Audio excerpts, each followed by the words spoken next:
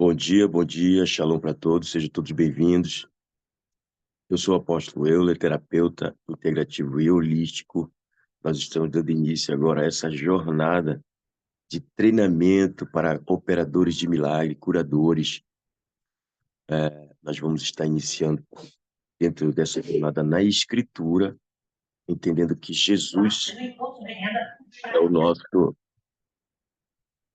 mestre, o nosso orientador. E eu vou estar iniciando aqui lendo um texto em Isaías 53.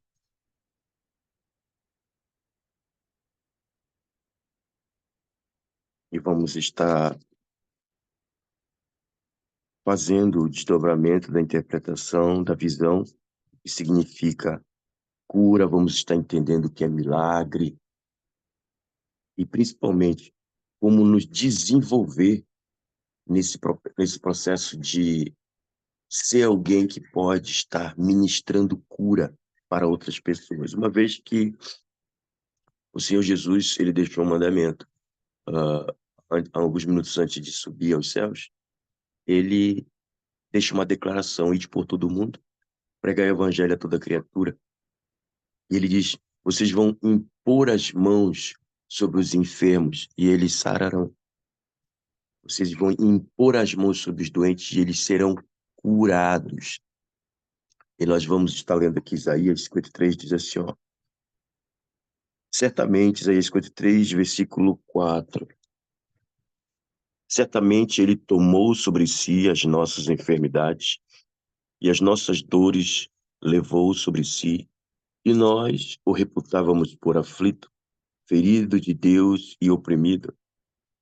Mas ele foi traspassado pelas nossas transgressões e moído pelas nossas iniquidades.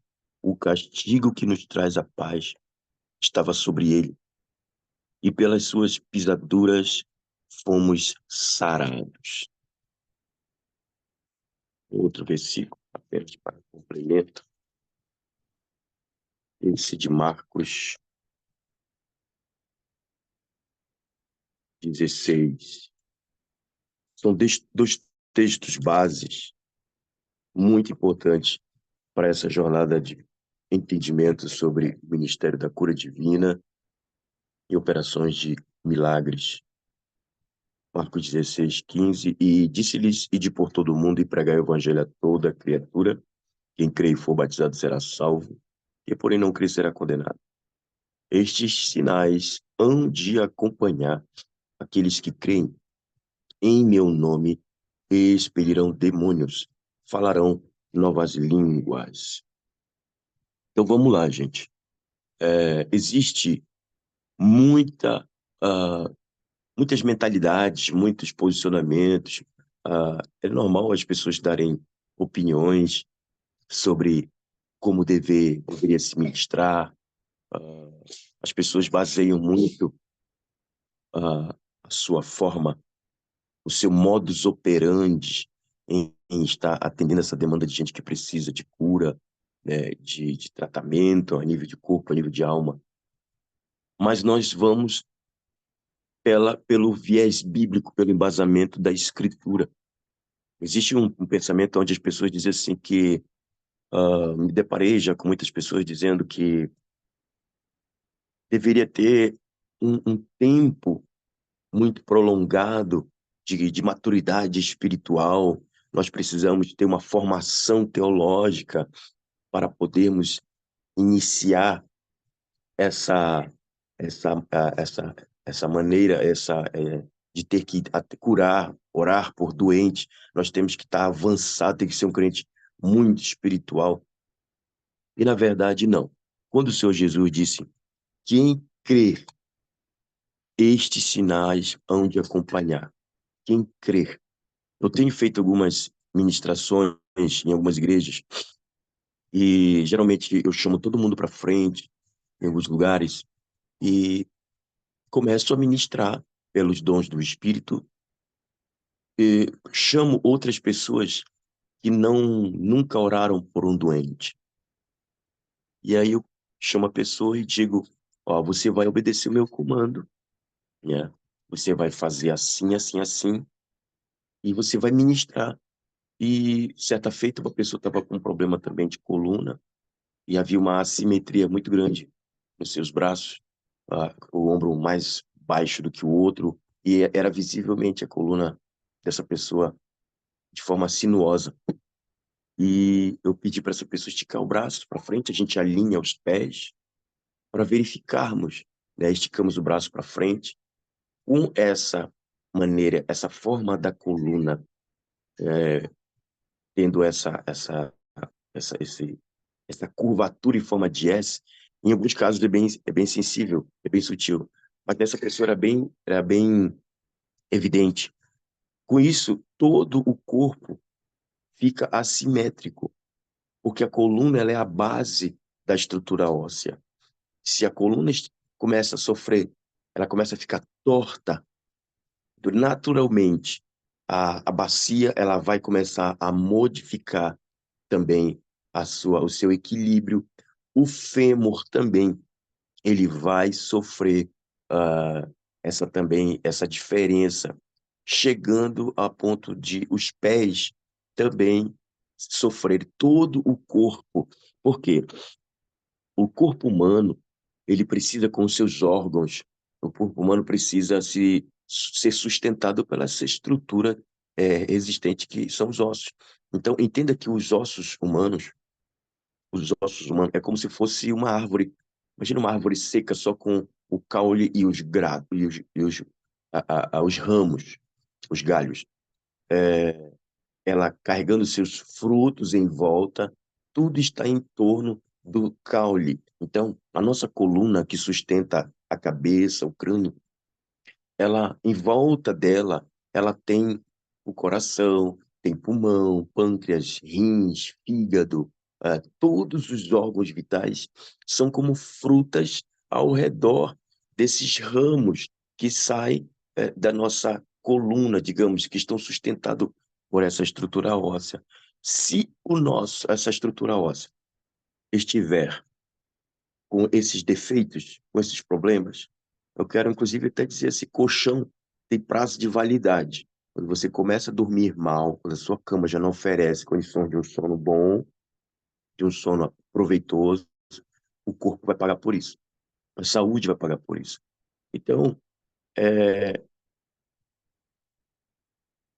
um exemplo, os rins podem sofrer uma pressão de não conseguir resistir o aperto da bacia, porque ele fica por dentro. Então, a coluna torta, ela vai forçando com que esses órgãos que devem estar muito bem depositados, acondicionados em suas cavidades, eles devem funcionar dentro de um contexto completo. E uma vez que a coluna está torta, todos os outros órgãos, o coração vai sentir, então, o pulmão vai sentir. Vocês têm um exemplo, por exemplo, de uma pessoa que teve uma fratura de costela. Geralmente a pessoa já sente a falta de ar. Não, eu nem me refiro ao fato de alguma perfuração, mas uma pancada na coluna, onde apenas uma pancada na costela, onde um pequeno osso se vinha se fraturar, o pulmão ele já sente.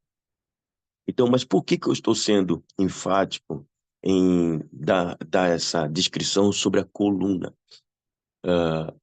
Existem muitas energias no mundo espiritual, a dimensão invisível que o olho humano não vê. Essas energias, elas têm consciência e se opõem à consciência da verdade. Eu vou chamar a atenção para uma energia chamada Kundalini. Essa energia, ela é ativada através de toda a sexualidade, toda a vida sexual fora do casamento. Kundalini é uma energia que entra através do coito, da cópula, e ela fica na base da região coxígea, chamado também chakra raiz. Essa energia em forma de serpente, ali ela começa a se enrolar na coluna em espiral e vem subindo, subindo, subindo, do lombar, chegando à coluna cervical, e dá a volta sobre a cabeça e tapa essa região da glândula pineal. Vocês devem saber que a glândula pineal Se não sabem, pesquisem. Ela é o portal que separa ah, a vida do corpo, de alma e espírito. Ela é um portal que faz interface. Digamos que dentro de uma casa, eu sempre gosto de comparar que a nossa casa tem a porta da frente e a porta da saída.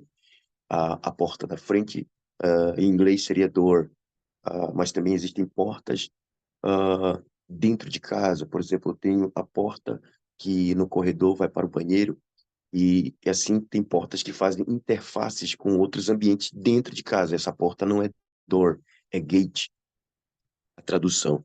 Então, a pineal é o portal gate, que faz interface para outros espaços, para outras dimensões.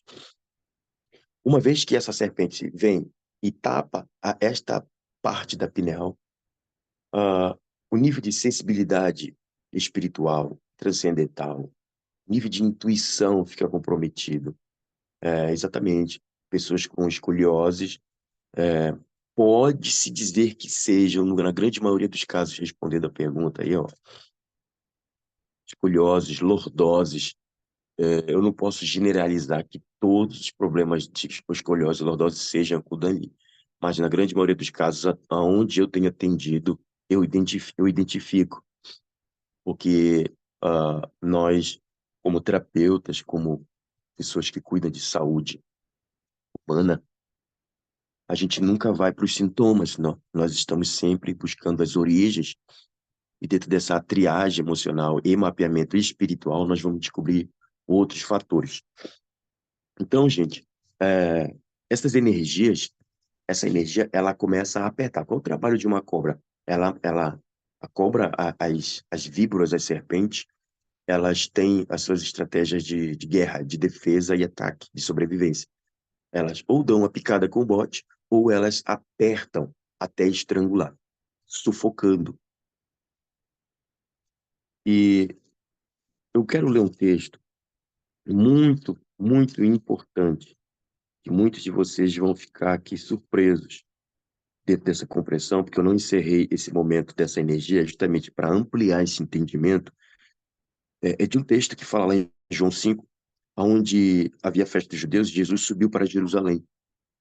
Ali ele chegou junto à Porta das Oliveiras e encontrou um tanque, chamado em hebraico Betesda, o qual tem 5 alpendres, ou 5 pavilhões. E ali havia uma multidão de enfermos, cegos, coxos, paralíticos, esperando que se movesse a água, porquanto um anjo descia e certo tempo agitando-a, e o primeiro que entrava no tanque, uma vez agitada a água, sarava qualquer doença que tivesse. Estava ali um homem enfermo, havia 38 anos. Ele estava enfermo. Ele estava enfermo. A epígrafe, epigrafo, escrito epi do grego, sobre e grafo de grafia, escrito, escrito acima. Essa parte em negrito, quero dizer, a epígrafe da maioria das Bíblias diz a cura de um paralítico. Gravem isso, a cura de um paralítico.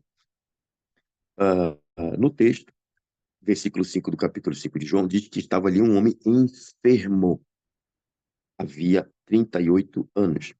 Jesus, vendo-o deitado e sabendo que estava assim há muito tempo, perguntou-lhe: O que queres?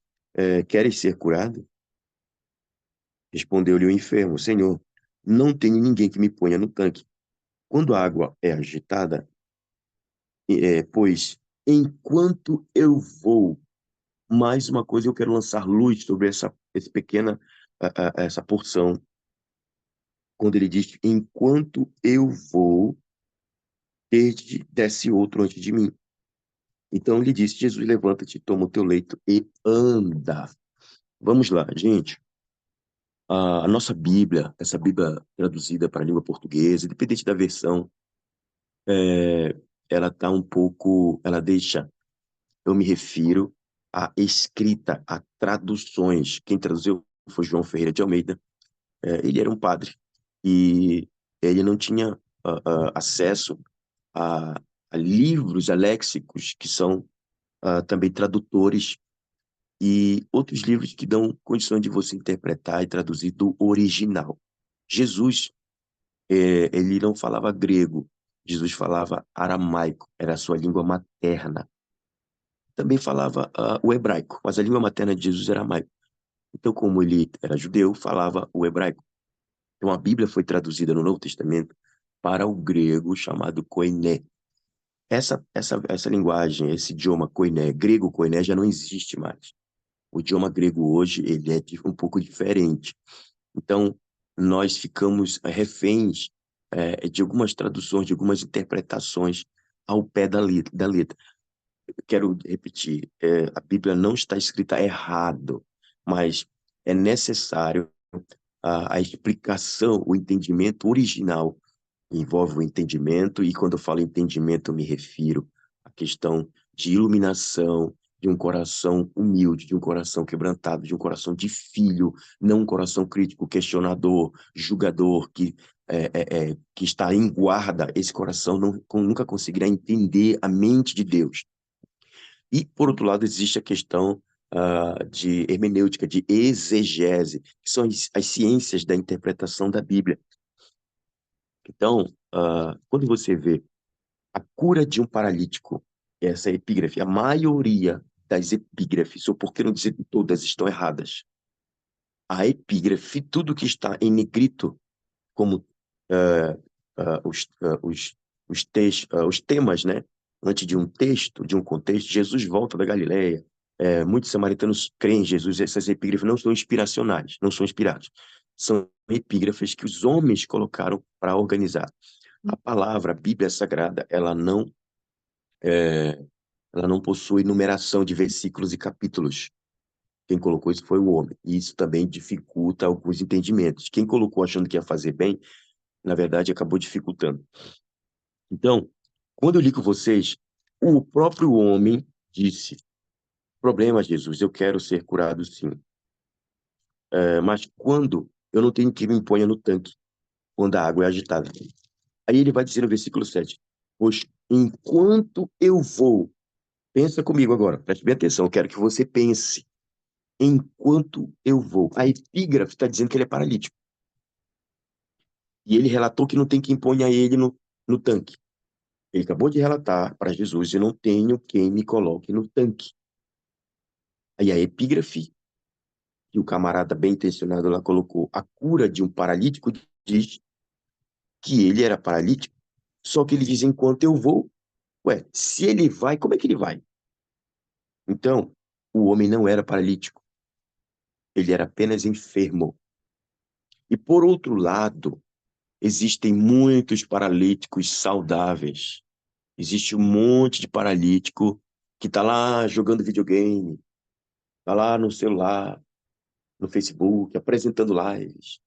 Ser paralítico não é doença. Ser paralítico não quer dizer enfermidade, nem sempre quer dizer enfermidade. Tem pessoas com paralisias de nascença e estão desfrutando de uma vida saudável. Tá? Então, por aqui eu já estou confrontando. Tá? Eu sou extremamente bíblico. Sou um defensor do ministério da palavra. É por isso que eu estou trazendo esse entendimento para vocês, porque esse camarada aqui, ele não era paralítico, ele era apenas um enfermo. Eu acredito que ele tinha uma dificuldade física, uma debilitação física, que o incapacitava de chegar até aquele tanque. Por quê? O tanque tinha degraus. Tá? Uma pessoa saudável precisa já de diligência para descer uma escadaria aonde a água está ali e se torna liso. Imagina uma pessoa já debilitada, uma pessoa já carregando dificuldades de locomoção. Nós não sabemos ao certo, mas eu acredito que a doença que essa pessoa tinha era algo bem comprometedor a nível de todo o seu corpo.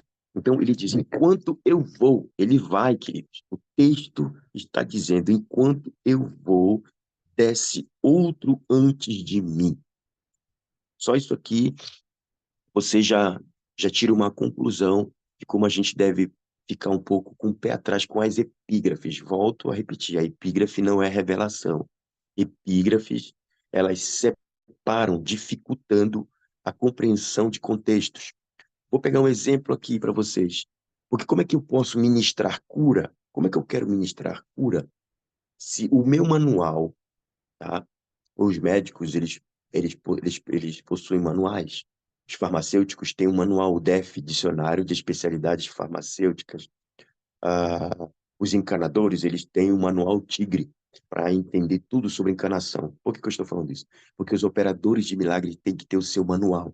Infelizmente, nós sofremos um ataque à nossa Bíblia a nível de literatura, de versões. Vocês sabem que existe até Bíblia para gay hoje, existe Bíblia para homossexuais, existe Bíblia satanista, existe a Bíblia da mulher que ora, existe a Bíblia do homem que ora, existe a Bíblia do pregador, existe a Bíblia, só falta a Bíblia do homem que lê a Bíblia. Essa Bíblia está faltando. É, essa que é a questão. Então, a gente fica refém dessas situações. Então, eu quero trazer para vocês. Oh, começou a ser uma unção muito preciosa aqui agora, queridos. Obrigado, Jesus. Tu és bem-vindo, Pai. Tu és bem-vindo. Ah, o tanque de Betesda, ele era um tanque que ficava, se eu não estou enganado, na região norte de Jerusalém, e ele era um lugar que estava concentrado muitos doentes, coxos. Coxo era um paralítico, uma pessoa com dificuldade de se mover, um manco.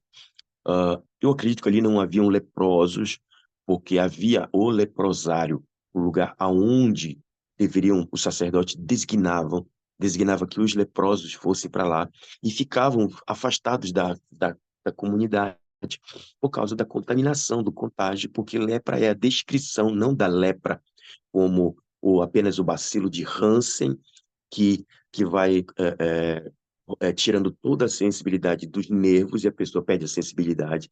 Mas a lepra, na escritura, é um termo que descreve uma variedade de doenças de pele, uma variedade de doenças, de ferimentos superficiais, né? Então, haviam muitos doentes ali, porque desde os gregos, desde o período ah, da ascensão e do ápice da hegemonia política econômica dos gregos se avantajando no mundo através de Alexandre Magno, conhecido como o grande conquistador das nações. Então, eles não só apenas cresceram no que diz respeito às batalhas como conquistadores, mas também cresceram como aqueles que levaram a filosofia, o conhecimento, a exaltação, a excelência do intelecto. Por isso que haviam os grandes anfiteatros onde se reuniam os filósofos, aquelas pessoas que eles acreditavam que eles eram semideuses por causa da cultura da mitologia grega. Então, desde a antiguidade, existia um deus da mitologia grega chamado Esculápio. E eles acreditavam que Esculápio era filho de Apolo. Esculápio é uma palavra derivada do latim, que quer dizer Asclépio. Então, são nomes bem estranhos. Então, eles acreditavam que esse Deus, é, ele foi formado através, Apolo teve intimidade sexual com uma deusa, e eles diziam que ela produziu ou houve rituais para que ele nascesse através de folhas e ervas. E a mistura dessas ervas, sangue verde, foi gerado esse Deus chamado Esculápio. E com ele estava a responsabilidade de trazer a cura, né, para a medicina daquela época para os doentes. Então, esse lugar, o tanque de Betesda, eles acreditavam que havia ali era Esculápio, que trazia os seus anjos e curavam as pessoas ali. Apóstolo, mas a Bíblia diz que o texto está dizendo que descia um anjo. Irmãos, todas as vezes que a Bíblia fala de anjos, ela identifica. Ela identifica o anjo do Senhor, ou ela identifica o anjo Gabriel, um anjo da parte de Deus. Vocês vão ver que anjos que vieram para atormentar, anjos que vieram para realmente operar juízo, vieram da parte de Deus, porque a gente acha, muitas pessoas acham que talvez tudo é demônio. Não, Deus é o Senhor de todos os anjos, todos os espíritos, inclusive Senhor do diabo. O diabo tem que se submeter, ele tem que obedecer. Então, você vai ver quando Saul estava doente, que ele ficou neurótico, ficou perturbado, porque começou a desobedecer a palavra de Deus. e começa a empreender uma verdadeira perseguição contra Davi. A Bíblia diz que veio um espírito da parte de Deus. Olha só, gente, o espírito da parte de Deus. Ele começou a desencadear depressão, começou a ficar perturbado de espírito. Existem alguns problemas que são desencadeados por causa da desobediência. Não é que necessariamente Deus enviou a doença, não é isso. Mas Deus autoriza, assim como ele autorizou, permitindo que Satanás tocasse em algumas áreas da vida de Jó. E vocês sabem que Deus poupou a vida de Jó, lhe dizendo: não toques na alma dele. Então é importante nós entendermos que Deus permite. Por que que Deus permite que o diabo ataque e toque algumas pessoas? Porque, primeiro, a proteção de Deus não é automática.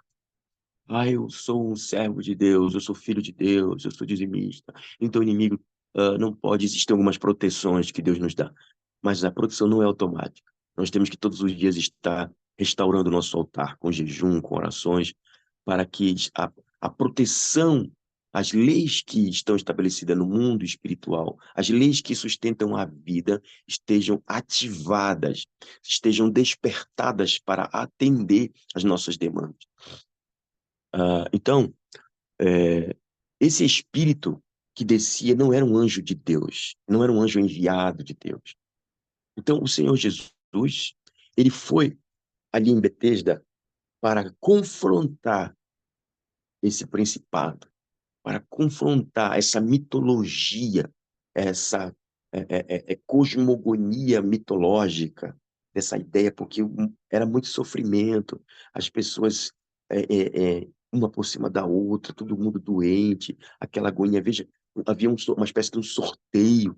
Que Deus é esse, onde as pessoas têm que se atropelar para poder receber uma cura? E Jesus, a Bíblia diz que aonde ele parava, ele expulsava os demônios, ele curava. Então, ele chega naquele lugar e ele pergunta, porque para ser curado, Jesus não sai por aí curando todo mundo. As pessoas têm que querer. Aqui eu quero trazer para vocês um ponto muito importante. É, Algumas pessoas já perguntaram para mim: por que você não vai lá nos hospitais curar os doentes, já que você ministra a cura? Por que que você vai é, em todos os lugares e começa a curar? Porque Jesus, ele foi ali, não foi para curar doentes. Tanque de Betesda, João capítulo 5. A verdade, Jesus foi ali para confrontar essa mitologia, essa ideia, essa ideologia de Esculápio, de Asclépio, para que as pessoas pudessem entender que o Deus verdadeiro estava habitando num corpo humano. Por isso, quando Jesus chega naquele lugar, Jesus pergunta, aqui está a razão do que muitos talvez não entendam, do porquê Jesus está vendo o homem coxo, o homem que não está debilitado, e como é que ele pergunta, por que que Jesus pergunta, queres ser curado? O que queres que eu te faça? Tu queres enxergar? O que queres que eu te faça? Por que que Jesus pergunta? Ele não sabe, ele sabe. Só que Jesus não se relaciona com pessoas incrédulas. Jesus não pode manifestar o seu poder através de pessoas que têm dúvida. Existe um texto em Efésios, capítulo 5, que diz assim, capítulo 3. Ora, capítulo 3 de Efésios, verso 20. Ora, aquele que é poderoso para fazer infinitamente mais do que tudo quanto pedimos ou pensamos. Nossa, que maravilha! Deus está dizendo que Ele pode fazer além do que eu penso. Ele pode fazer mais do que pedimos. Pode. Aqui o texto, mas o texto não terminou. O versículo continua assim, ó. Versículo 20. Mais do que tudo quanto pedimos ou pensamos, vírgula, conforme o seu poder, maravilha, mas que opera em nós. Conforme o seu poder que opera em nós. Entenda uma coisa: o poder de Deus para operar nos doentes, ele passa pelo seu coração. O poder que opera em nós. Eu vi muitas pessoas, já vi muitos pastores, líderes, homens teólogos de formação excelente, dizer assim: eu nunca prestei atenção nisso, apóstolo. Eu nunca imaginei, eu achava que eu declarava e a cura acontecia. Não, o seu coração, a vida gira em torno do seu coração. O reino de Deus não dá para você simplesmente o que você declara e manda. O reino de Deus, ele vem, Jesus disse, orem, Pai nosso que está no céu, venha o teu reino, e o teu reino vai se estabelecer através do seu coração. Então Jesus sempre diz, a tua fé te salvou. Porque a fé é uma medida, é uma porção dada da parte de Deus para os homens. Ele compartilha da fé. Por isso nós temos que exercitar a nossa fé. Temos que jejuar para ativar a nossa fé. Existe a fé como fruto, existe a fé como dom, mas existe também a fé como a fé de Deus, que é uma fé, a fé que Deus tem. Essa fé de Deus, ela é diferente do dom do Espírito e do fruto, que seria o fruto como fé e o fruto como dom. Mas essa fé de Deus, onde está descrita essa fé? É a fé de Marcos 11:23, onde Jesus responde para Pedro, a figueira que tu falaste para ela secar ontem, hoje ela está seca até a raiz. O que é isso? Jesus diz, tende fé de Deus, tende fé de Deus. É um tipo de fé, porque lá está escrito fé em Deus, tende fé em Deus. Só que a tradução certa está mal traduzido. Volto para aquele pequeno detalhe que eu estava iniciando com vocês. A fé de Deus é uma fé que não vê limite. É uma fé que você ministra nela e você declara coisas.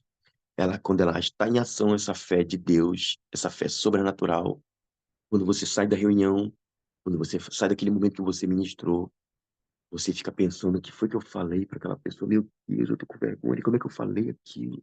Como é que eu falei para aquela homem, para aquela pessoa, para aquele homem? Você está curado. Eu estava com tanta certeza, eu fui arrebatado por aquela convicção, mas agora eu tô com vergonha, olha o que eu falei. Aí depois a pessoa liga para você, querido, eu quero te agradecer porque eu tô curado. Aí você fica, nossa, que maluquice é essa? Eu... Porque a fé de Deus, ela entra em ação. Então,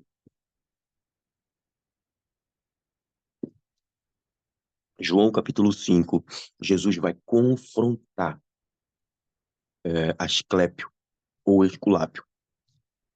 E quando ele diz, o anjo que descia ali não era um anjo de Deus, não era um anjo da parte. Encontrei esses dias um pregador de cerca de 20 anos, já andou por mais de 17 países pregando pelas nações, e ele disse: em toda a minha vida eu ouvi o líder da igreja Deus e Amor pregando esse texto, dizendo: o anjo do Senhor. Mas eu não sabia, realmente não está escrito anjo do Senhor.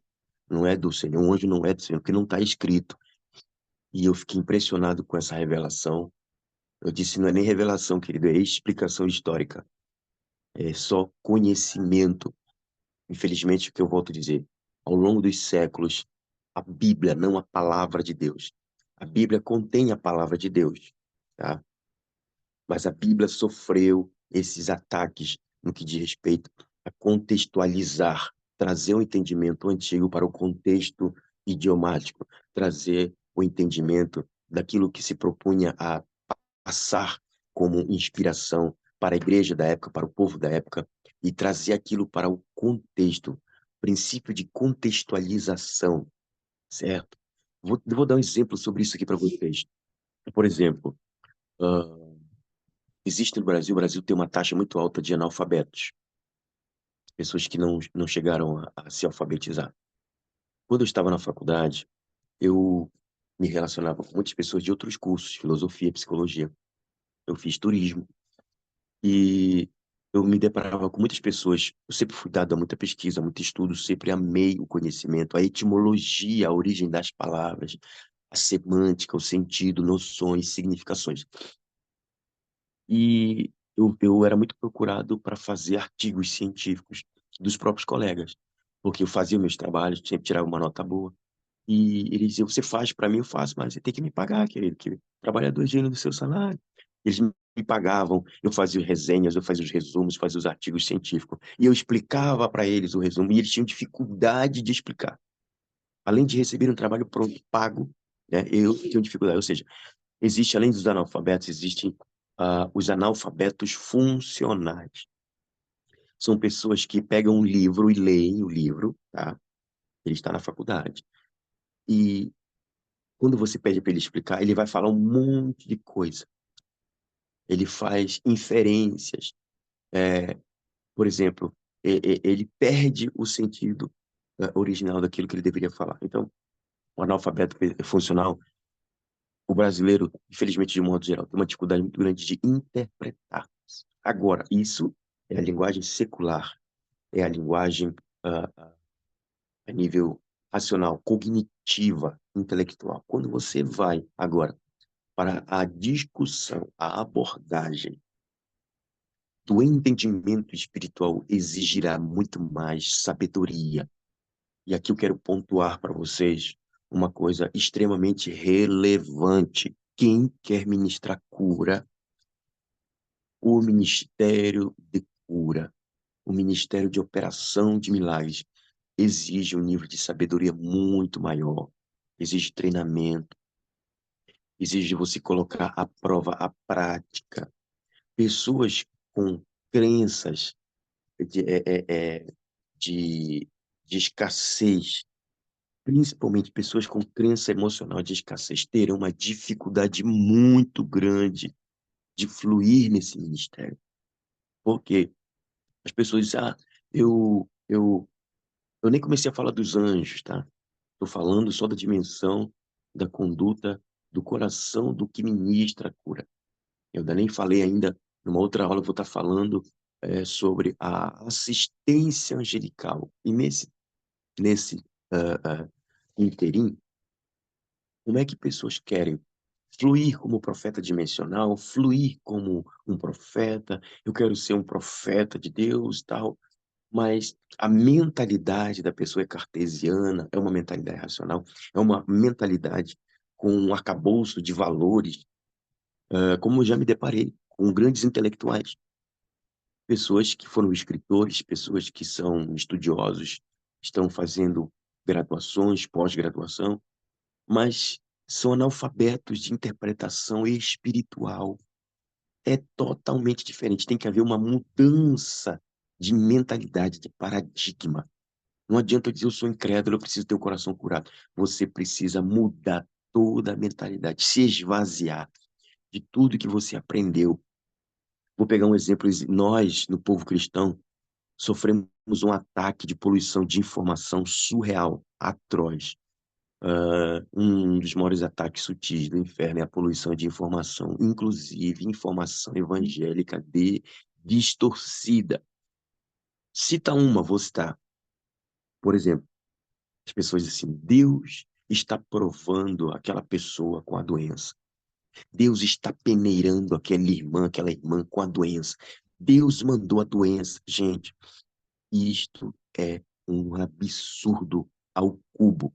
Deus não coloca doença em ninguém. É um pecado gravíssimo pensar dessa forma. Eu li com vocês Isaías 53 e eu vou repetir, versículo 4. Certamente ele tomou sobre si as nossas enfermidades. Olha, em outras traduções diz, ele carregou em seu corpo. É, eu vou ler aqui, tem um texto de Pedro 2:24. Olha como ele diz.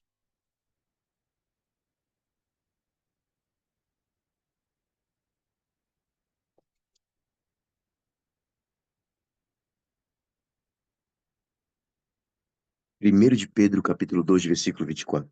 Carregando ele mesmo em seu corpo sobre o madeiro os nossos pecados, para que nós mortos para os pecados vivamos para a justiça. Por suas chagas foste sarado. Jesus carregou todas as doenças que existiram e as que vão existir em seu corpo. Como é que agora Deus vai mandar uma doença para o fulano carregar no seu corpo? Essa é a maior mentira evangélica que existe, tá? Por que evangélica? Porque é uma mentira do contexto evangélico. É uma distorção. Doenças são doses de morte. Doenças são níveis e doses de morte. Nós, fisicamente, A Bíblia diz que a morte é o nosso último inimigo e nós não vamos passar pela morte.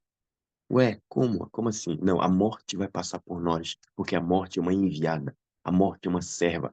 Ela vai precisar fazer o seu trabalho. A morte é um portal. Ela vai precisar pedir licença para o crente, filho de Deus. Escutem bem, pedir licença. Porque crente, por incrível que pareça, ele não morre simplesmente quando Deus o chama. Essa é uma mudança de paradigma. O crente morre se ele entender a sua identidade, se ele compreender o seu chamado, se ele tem sabedoria do seu propósito profético, se ele sabe aonde ele funciona no corpo de Cristo. Ele vai dizer, alto lá morte, ainda não está na hora. Eu não vou morrer agora. É bíblico. Numa outra aula eu vou explicar que o apóstolo Paulo fez isso. Ai, apóstolo, mas a Bíblia diz que Deus enviou Isaías lá na casa de Ezequias e disse: prepara o teu leito, porque tu vais morrer. Aquilo era Antigo Testamento. No Novo Testamento, na nova aliança, Jesus estabelece a igreja gloriosa dos filhos maduros. Deus estabeleceu uma nova aliança através da ressurreição de Jesus, é, preparando e estabelecendo a igreja, a aliança da ressurreição de Jesus, traz uma mudança de relação entre o mundo espiritual e terra, o cosmos espiritual, o mundo dos reinos celestes, mudam totalmente em relação. E aqui nós precisamos entender. Eu até acredito, talvez que no Antigo Testamento, algumas doenças elas poderiam vir da parte de Deus. Só que no Novo Testamento ninguém poderá sofrer como Jó sofreu. Ah, eu estou passando uma prova igual a de Jó. Não diga isso. Jesus sofreu, ele carregou em seu corpo todas as doenças. O castigo que estava sobre ele nos trouxe paz. Nós temos e devemos ter paz, ter shalom. Shalom não é só paz. Shalom é muito mais do que paz. Shalom envolve prosperidade. Shalom envolve saúde.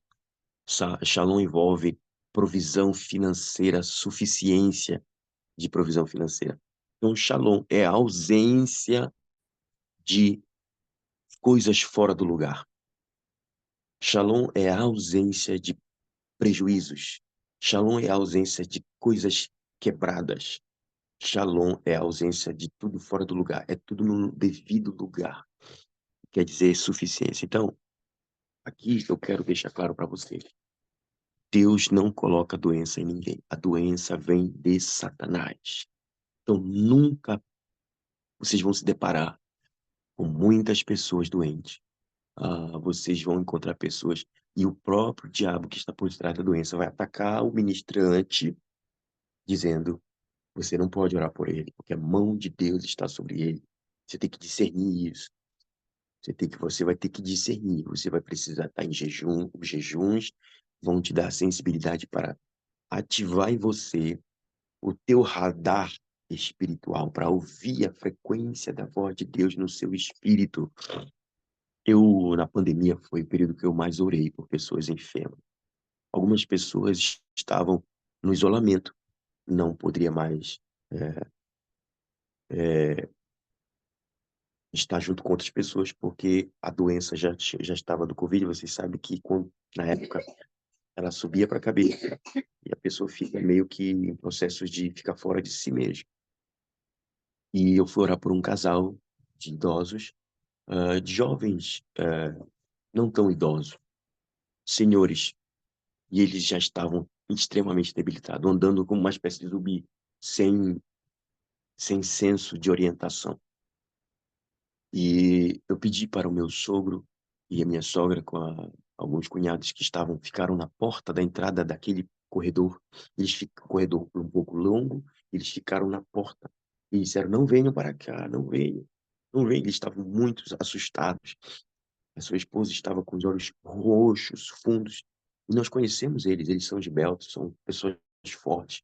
Ele é um homem muito de trabalhos pesados, tem um tórax avantajado, mas ele estava tão franzino, debilitado. Era visível a aflição neles. E quando eu cheguei perto deles, eles disseram, eu disse, eu vou orar por vocês. Eu disse, apenas imponham as mãos. Quando eu cheguei perto deles, uma voz disse assim: não toque nele, porque se você tocar, se você se aproximar, eu vou entrar no seu corpo e eu vou matar você. Ora, o pai da mentira falando aquilo, eu identifiquei a voz, porque os olhos humanos não são os olhos do seu espírito. Os olhos humanos, se você não tiver um nível de consagração dos seus sentidos físicos, é, tato, olfato, paladar, visão e audição. Onde eu vou falar outra aula sobre os sentidos físicos. Esses sentidos devem ser santificados, porque o diabo vai atacar. Você vai ver pessoas doentes e ele vai atacar a sua visão. Quando você olhar e ver, nossa, essa pessoa tem uma doença horrível, aí aquilo vai golpear a sua fé, porque você precisa todo milagre. E aqui uma coisa muito importante você deve pontuar. Toda cura e todo milagre, você tem que ver isso antes. Anote essa grande chave de milagre. Nunca vá orar por um doente. Nunca vá ministrar cura tentando descobrir se é da vontade de Deus. Você já perdeu. Saia de cena. Você precisa entrar com a convicção, vendo a sua imaginação, com as suas faculdades mentais, deverão sofrer uma grande alteração de santificação, jejum. E aqui essa escola se propõe a uma transformação de paradigmas, a uma grande mudança, a uma grande transfiguração. A palavra é essa. Assim como Jesus foi transfigurado no Monte Tabor, e ele mudou a sua aparência, a sua essência mudou. Da mesma forma, a Bíblia fala em Romanos capítulo 12, verso 2: não vos conformeis com este século, mas transformai-vos pela renovação da vossa mente. Através desse seminário, através desse treinamento, você está sofrendo uma transfiguração de mente. A sua mente está ficando santa, a sua mente está ficando santificada. A glória que envolveu a Jesus, a ponto de aparecer duas figuras, Elias e Moisés, a, a aparência, ou seja, a estrutura de mente fica santa. Por quê? Há uma pergunta. Quando você entrega a sua vida para Cristo, que você levantou a mão e disse: Cristo, escreve meu nome no teu livro, me dá o teu espírito, vem morar em mim. Naquele momento você é santo? Quando é que você é um santo? Porque a Bíblia diz que nós somos santos. No momento que você faz esse procedimento, na mente de Deus, você é santo. Ninguém pode mudar isso. Nunca diga, nenhum de nós somos santos, é pretexto para continuar na fraqueza. Ah, eu não sou tão santo. Você é santo na mente de Deus.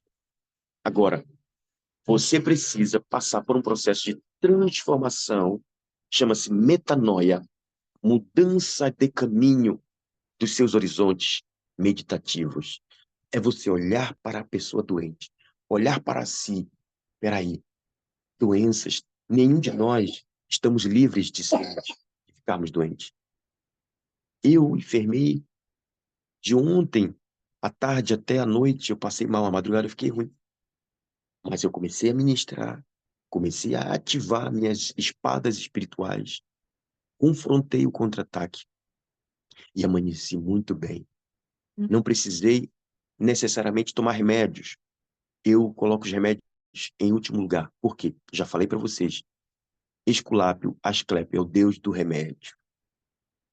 E aqui eu vou trazer para vocês um ponto muito importante. Gente, isso aqui é muito importante. Não é pecado você se medicar, não é pecado você buscar um médico, tá? Mas volto a dizer para vocês, julguem, usem bom senso. Aquele era o Deus daquela medicina, era o Deus que curava. Então, quando Jesus morreu na cruz, que ele ressuscita, antes dele ressuscitar, o sangue de Jesus adentrou no Santo dos Santos.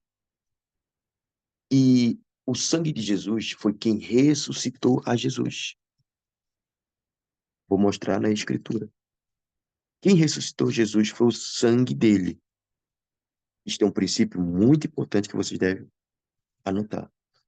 Hebreus capítulo 13, versículo 15. Desculpe, versículo 12. Por isso foi que também Jesus, para santificar o povo, pelo seu próprio sangue, sofreu fora da porta. Versículo 20. Ora, o Deus da paz que tornou a trazer dentre os mortos, olha isso. O Deus da paz que tornou a trazer dentre os mortos a Jesus, nosso Senhor, o grande pastor das ovelhas, pelo sangue da eterna aliança. O sangue de Jesus ressuscitou o próprio corpo de Jesus. Tá? Existe o Espírito de Jesus e existe o sangue de Jesus. No capítulo 12, do versículo 24, diz: E a Jesus, o mediador da nova aliança, e ao sangue da aspersão, que fala coisas superiores ao que fala o próprio sangue de Abel. Gênesis 4:10 fala que o sangue de Abel é um pecador. O sangue de Abel reivindicou nos tribunais das cortes celestes que ele havia sido assassinado pelo seu irmão. Reivindicou justiça, porque ele foi morto.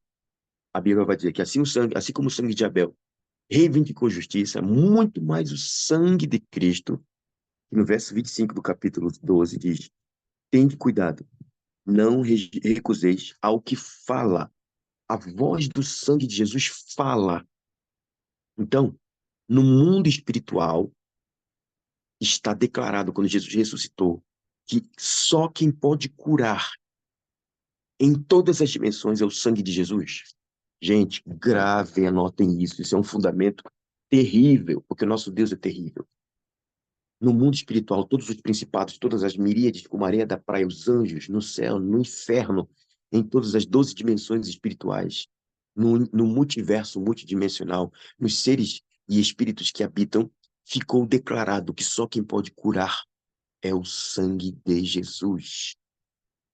Quando você recorre aos remédios com a motivação, escute isso, entenda isso. Eu vou ser curado agora. No mundo espiritual, demônios vão no tribunal, que demônios não entram no céu. O único lugar onde os demônios podem ir é no tribunal para acusar. Apocalipse 12:10, eles são acusador, o diabo é acusador. Então ele chega no tribunal e diz assim: Eterno, está na Santa Escritura que apenas o sangue do teu filho pode curar. Porém, o teu filho está recorrendo a meios de se autocurar. Então, eu vou ordenar que Asclépio aprisione o teu filho nesta doença, porque ele está quebrando um princípio estabelecido pela tua justiça. Então, o que Jesus vai fazer? Vai dizer assim, vai passar a mão na cabecinha do irmão, não, ele é meu filhinho, sai daí, Satanás, você está mentindo, ele não vai fazer isso, porque o Senhor é justiça. Um dos nomes do Eterno, Meler Tsadek, Meler Tsadek, Rei de Justiça, ou numa tradução bem paupérrima, Jeová Tsedekno, Yahweh Tsadekno. Então, Deus vai dizer para o diabo, é verdade. O que vai acontecer? A pessoa vai permanecer doente. Agora, apóstolo, se eu pegar o remédio, consagrar o remédio, e dizer, Pai, eu quero subir nos teus tribunais e dizer que só o sangue de Jesus pode curar. Agora eu peço que o Senhor use esse remédio. Eu não tenho outra opção. Eu consagro esse remédio. E eu vou tomar, vou dar para o meu filho. Aí é outra coisa, querido. Você fechou a brecha. O diabo não pode mais acusar. Você reconheceu, a sua consciência se abriu para essa verdade. Então, quando o diabo vier acusar, os anjos do céu vão abrir os livros e vão dizer: Eterno, Stabavokundere, Sipramaiwe Kateliba, Betsabekofor, Malarácia, Fediuk, Amusti, Peveuk, Vigoros, Mevergos, Vigoros, Teifra, Vitsade, Igdevos, que levaste, que devoucia, Replapunde, que Mapuvisititia, Ababioste. Oh, os escribas vão dizer: Eterno, o teu filho orou, nós anotamos que ele disse que só o sangue do teu filho pode curar. E detalhe, ele já está curado, o diabo não pode acusá-lo. Então Deus vai dar sentença de prejuízo para o inimigo e você vai receber a vitória. Aleluia, glória a Deus, louvado seja o teu bendito nome, Senhor. Então, queridos, ah, aqui eu quero. Temos já mais de uma hora ministrando. Não sei se alguém tem alguma pergunta, mas pontuar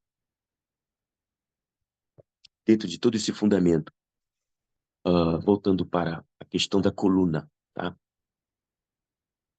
Kundalini, vocês vão ver que o símbolo da medicina é uma serpente em volta de um cetro. Aquele cetro chama-se cetro de Esculápio. Só para vocês pesquisem no irmão Google. Vão lá que o irmão Google sabe mais coisas do que muito crente. Você vai ver. Quem foi Esculápio?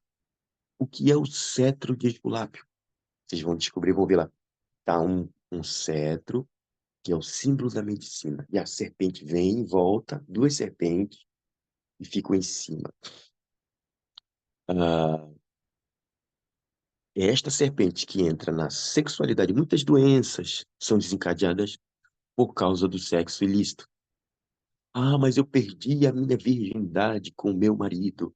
A gente não casou logo porque não tinha condições. Nós casamos depois, mas, querido, você deu a tua semente. Porque o dízimo da união de um casal é o primeiro filho. Ah, mas nós não tivemos filho, realmente. Mas havia uma semente. Porque seres humanos têm o poder de gerar humanos. Deus não tem o poder de gerar humanos. Ele pode até ter, ele tem, mas ele não vai usar isso. Porque ele estabeleceu leis espirituais para reger a vida. Dentro dessas leis existem subregulamentos que regem a vida. Por exemplo, aqui na Terra não pode entrar seres humanos aqui sem a permissão de Deus.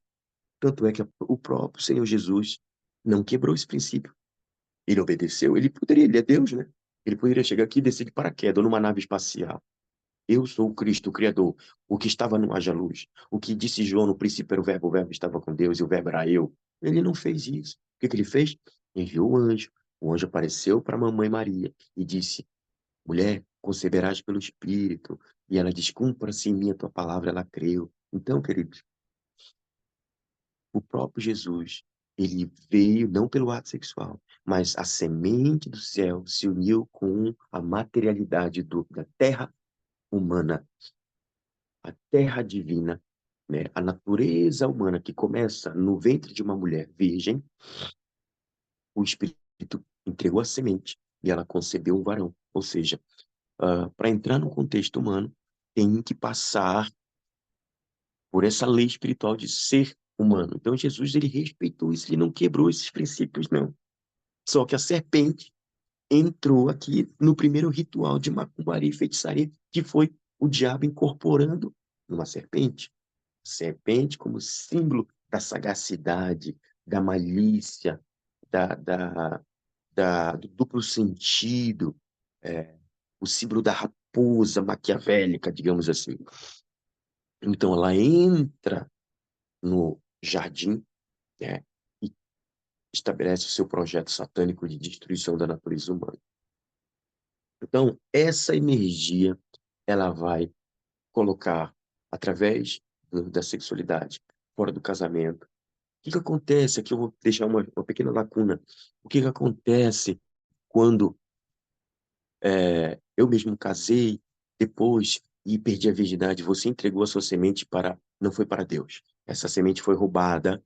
Ela abre uma perseguição espiritual. Quando você tiver o seu primeiro filho, a sua madre, que já foi aberta, que já foi, digamos, o seu ventre já foi contaminado.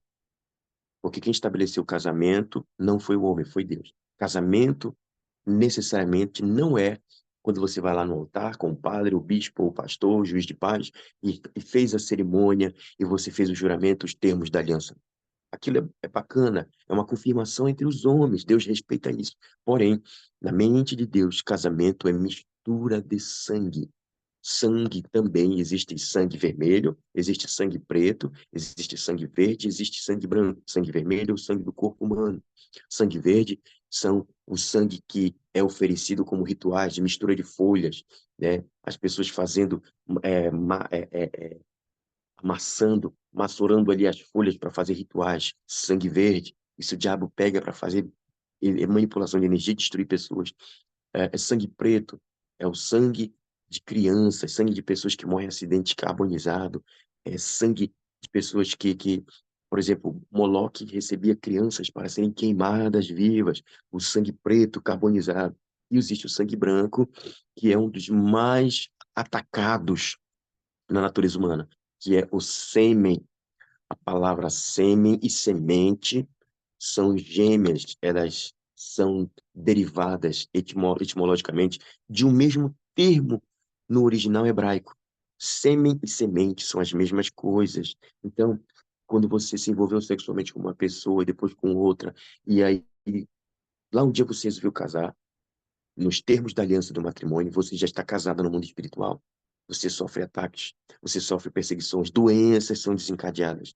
Ah, mas eu só me envolvi com uma pessoa lá atrás. Então, entenda, aquela pessoa, se ela se envolveu com 10 outras pessoas, ela passou para você os registros de código genético de iniquidade das outras 10 pessoas que passou por ela e agora entrou em você.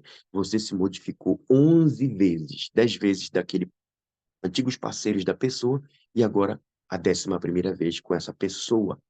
Então você sofre modificações genéticas e você vai tendo problema de perseguição. Que perseguição é essa? Êxodo capítulo 20, versículo 5, o Senhor falando, eu visito a iniquidade dos pais nos filhos até a 3ª e a 4ª geração. Visito quer dizer punir, puno.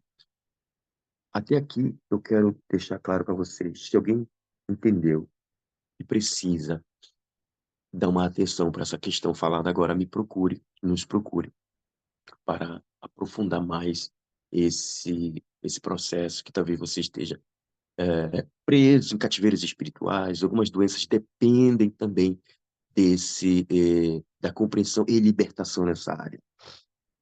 Visto nós entendemos, eu trouxe esse fundamento primeiro de entendermos essas energias que entram na região do chakra raiz, coxígeno. Aí a pessoa vai desenvolver problema de coluna. É muito interessante quando você se depara com um consultante, um cliente, ou ah, uma pessoa que está à procura, né, dos nossos serviços de ministração de cura terapêutica, olharmos do ponto de vista energético. Eu oro para que o Eterno derrame sobre a sua vida a visão do decifrador de energias, onde você vai conseguir decifrar, interpretar no rosto da pessoa. Você não terá pressa, você fluirá calmamente no discernimento do Espírito Santo. E quando nós estamos em jejuns, quando nós estamos em jejuns prolongados, jejuns intermitentes, nós ficamos sensíveis e, às vezes, calmamente, a voz profética vai falar: essa pessoa nasceu num útero onde houve um aborto antes. Olha, a pessoa já nasceu num berço de sepultura. A pessoa já nasceu num útero onde já foi feita uma curetagem, que é um procedimento médico de raspar o útero para tirar o resto do morto, do aborto. Então, essa pessoa já vai nascer com um problema de perseguição, de morte.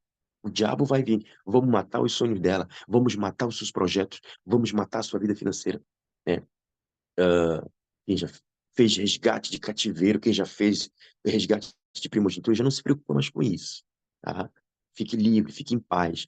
Mas quando pessoas, esse foi só um exemplo que eu dei, tá? Essas energias anticonsciências, energias aleatórias, as pessoas chamam de demônios.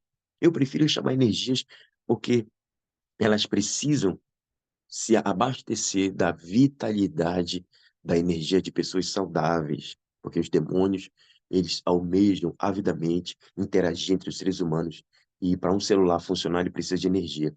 Os demônios, as energias precisam, para eles funcionarem em seus planos insidiosos de destruição, eles precisam estar abastecidos, sugando, drenando a energia da saúde das pessoas. Como ele faz isso? Levando as pessoas ao sofrimento. O sofrimento é uma maneira do inimigo extrair a energia para se retroalimentar e subsistir.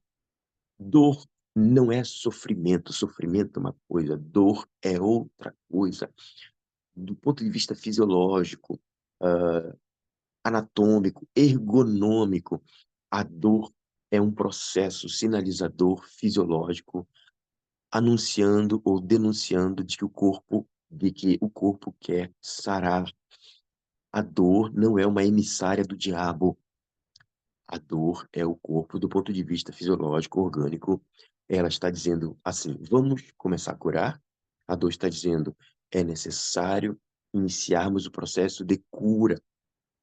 E aí as pessoas tomam analgésicos, tomam anestésicos, as pessoas recorrem a meios de atenuar a sua dor, quando o próprio corpo está pedindo socorro, quando o corpo já está dizendo, por favor, vamos fazer alguma coisa para resolver, e às vezes é um problema de perdão, a pessoa não se perdoa, a pessoa tem dificuldade de perdoar alguém que lhe fez mal, alguém que lhe castigou, a pessoa tem um problema com a figura do pai, a pessoa tem um problema com a figura da mulher.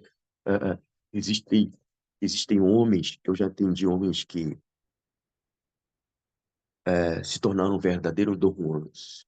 O cara é o pegador, ele se julga o Don Juan, ele pega todo mundo e ele acha que ele é o cara bonitão, e às vezes até a aparência do cara é uma coisa bem legal, só que ele tem aquele complexo do Édipo, né? Complexo de Édipo. Ele foi rejeitado pela mãe, talvez a mãe dele o abandonou e deu para uma outra família. Ele descobre isso depois, desenvolve uma trava, um ranço, uma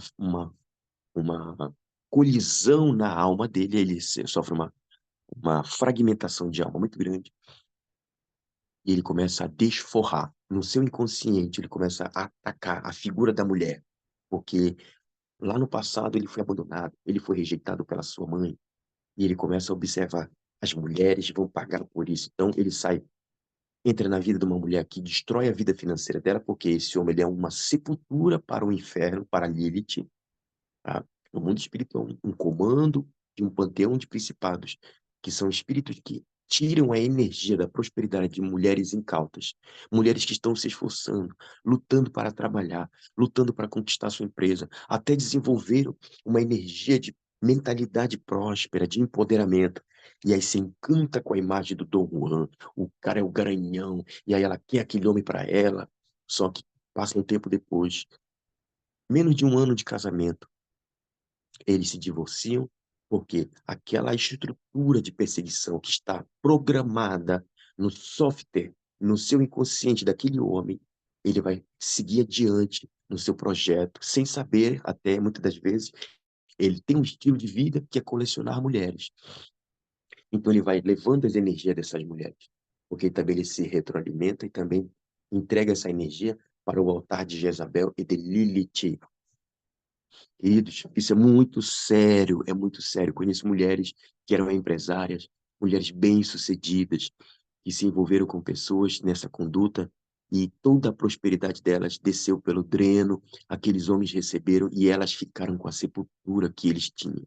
É exatamente parecido com uma pessoa que diz assim, guardadas as devidas proporções, mas é como aquela pessoa que diz assim: ah, eu vou dizimar para os pobres, eu vou dar uma cesta básica para um mendigo, eu vou dar. Aí você fotografa e printa a imagem de um mendigo. Ou seja, você não aprendeu o que é honra.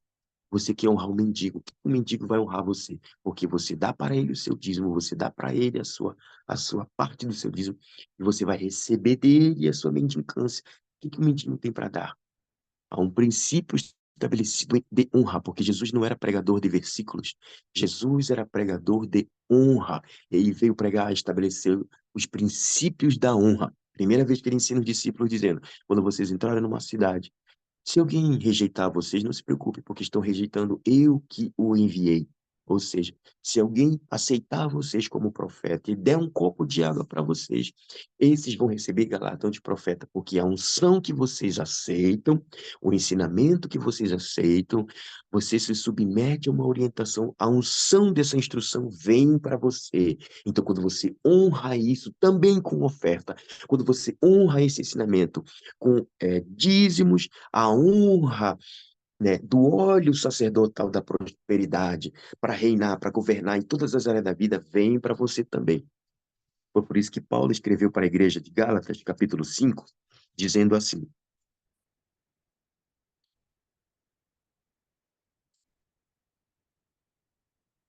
verso 6, capítulo 6, verso 6 de Gálatas: mas aquele que está sendo instruído, ó, aquele que está sendo instruído, iluminado, aquele que está recebendo a instrução da parte de Deus na palavra. Eu não estou falando de gente que fica dando profetada. Ah, o profeta revelou a minha vida, o diabo também revela. O diabo fala em língua estranha, o diabo imita dons. Há 22 anos atrás eu saí de um contexto de magia negra pesado. Meu pai era maçom, eu era um verdadeiro místico, manipulador de energia. Mas aquele que instrui você na palavra, aquele que está sendo instruído na palavra, faça participante de todas as coisas boas, aquele que o instrui. Então, você honra a honra que você recebeu.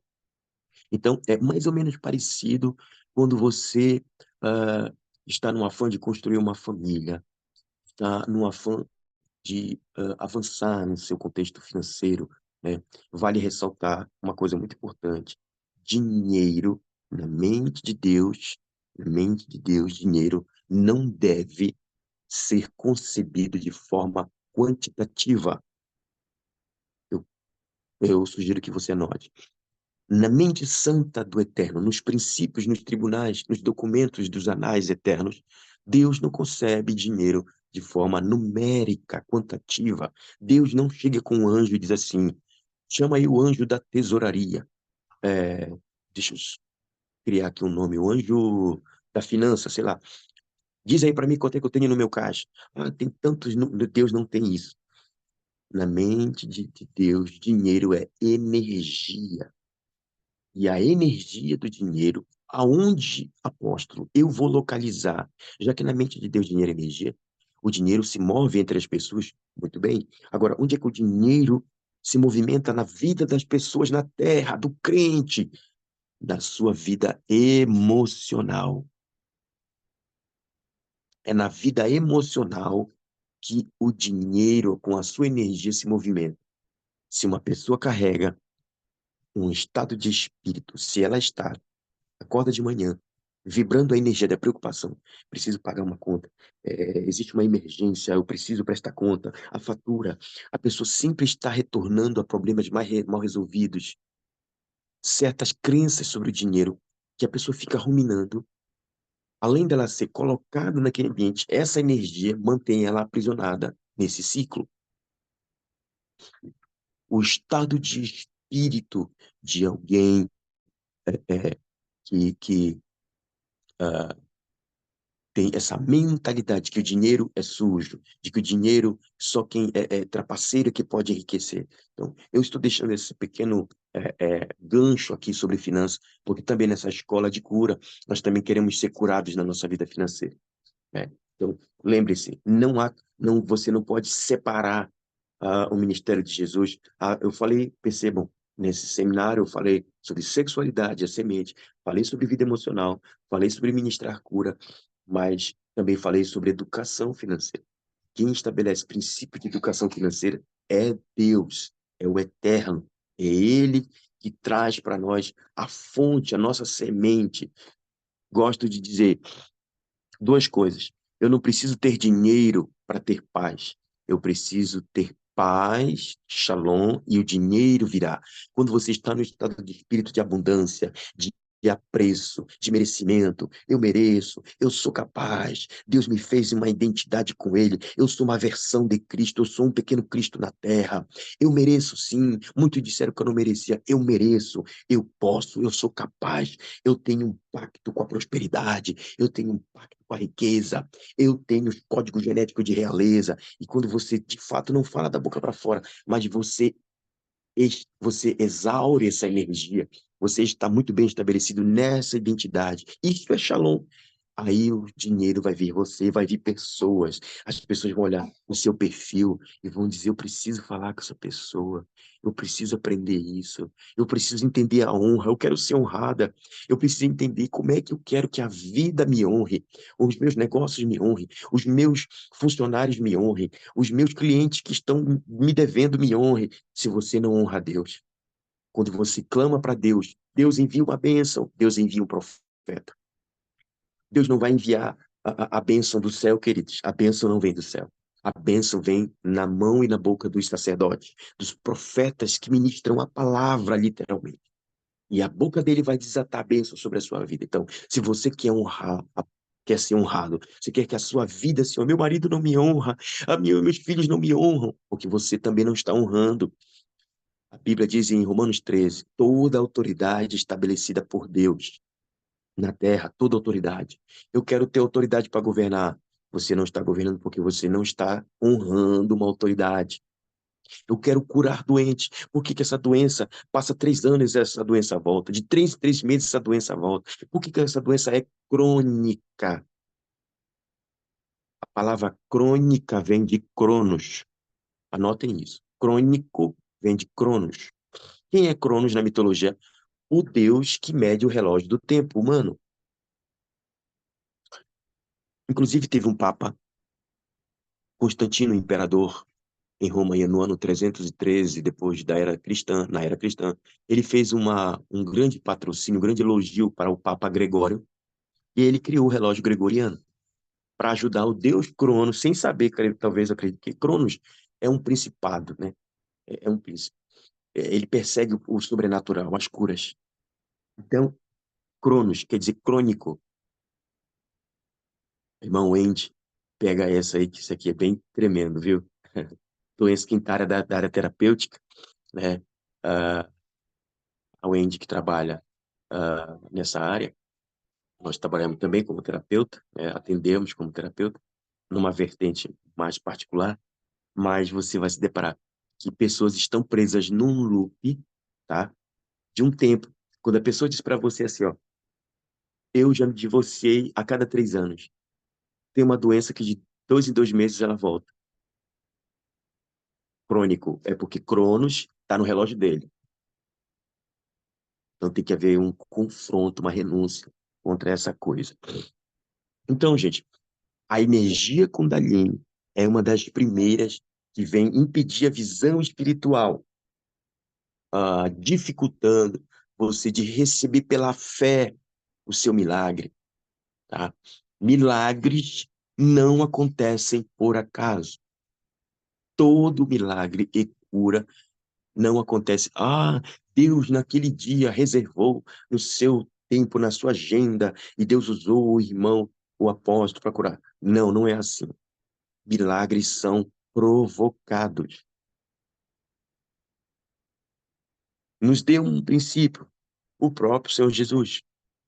Ele chega para os doentes e pergunta: o que queres que eu te faça?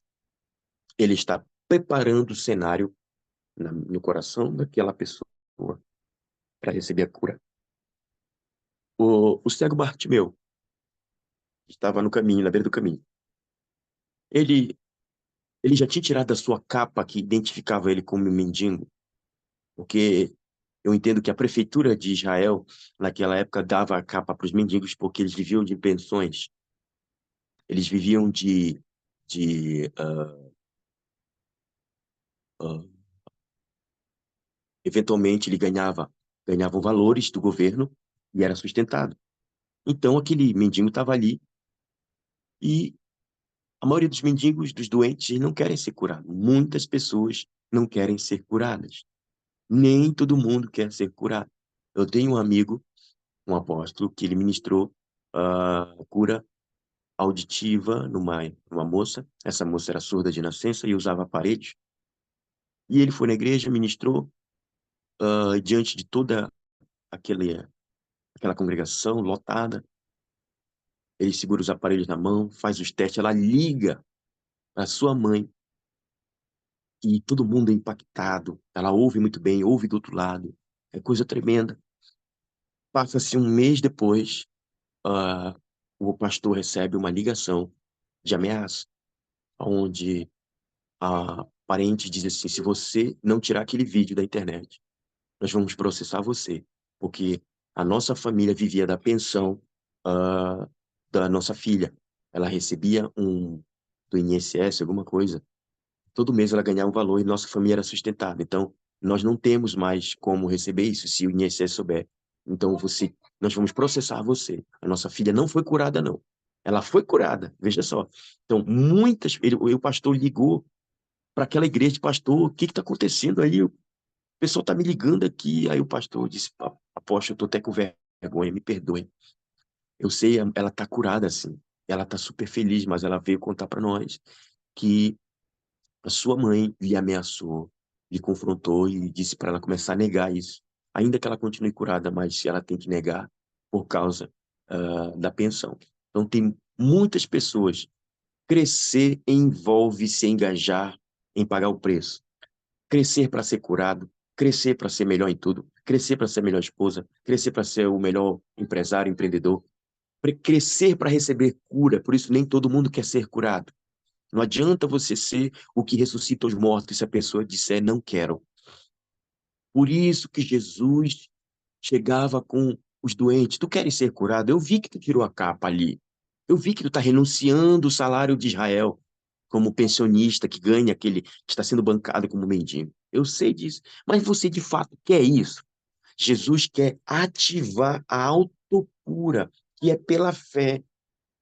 Não é sozinho, eu lá no meu quarto, eu acendo vela, eu invoco uma entidade, agora eu vou ativar. Não, não, não. A autocura é um princípio estabelecido por uma comunhão com o Espírito de Deus, com a pessoa de Jesus. Então, as pessoas, por isso que o ministério de cura envolve treinamento, o ministério de operação de milagres, eles vão acontecer, eles devem acontecer. Paulo diz: procurem em Coríntios, procurem os melhores dons, não os melhores dons entre as pessoas, porque não é entre as pessoas. Ah, o apóstolo, a irmã ministra aquele dom, eu vou ser melhor do que ela, e começa a acontecer uma porfia. A porfia é uma obra das trevas, é uma obra da carne, que, de acordo com Gálatas, se opõe aos frutos do Espírito. É porfia. Mas quando ele diz procura e procurar os melhores dons, ele está dizendo seja especialista na sua área. É isso que Paulo quer dizer. Procurar os melhores dons é você se especializar, estudar. E aqui, queridos, eu quero apresentar um livro para vocês. Eu tenho alguns livros que eu amo esse material.